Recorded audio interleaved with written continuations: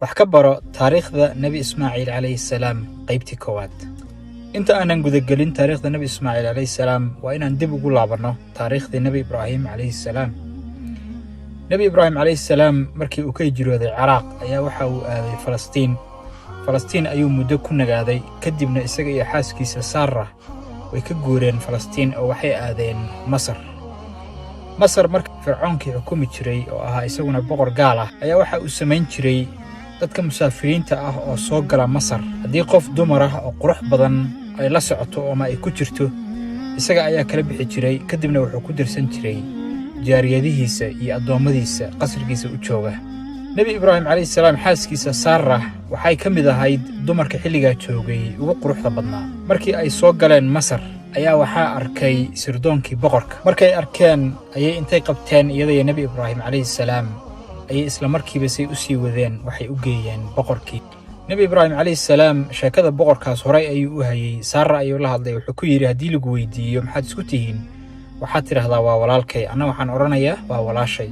haddii ay dhahdo waa saygeyga ama isagu uu dhaho waa xaaskayga, Nabi Ibraahim calayhi salaam waa la dili lahaa, Saarana boqorka ayaa la wareegi lahaa. markii boqorka loo geeyay ayaa la weydiiyey maxaad isku tihiin, markaas waxay tiri waa walaalkay.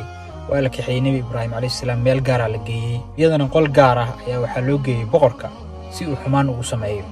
boqorkii markii uu soo galay Saara oo uu damcay inuu xumaan ku sameeyo ayaa Allah subxaanahu wa tacaala bariday oo Allah ka magan gashay.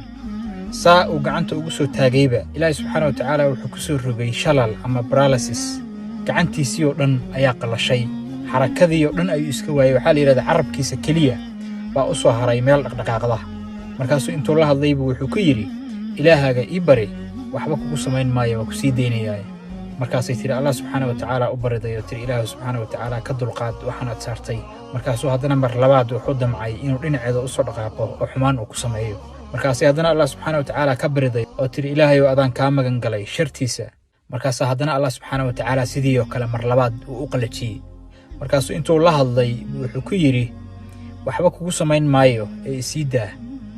Allah subxaanahu wa tacaala ayay u bariday, waxay ku tiri ilaahay haddii uu run sheegayo ka dulqaad waxaana dul saartay oo sii daa.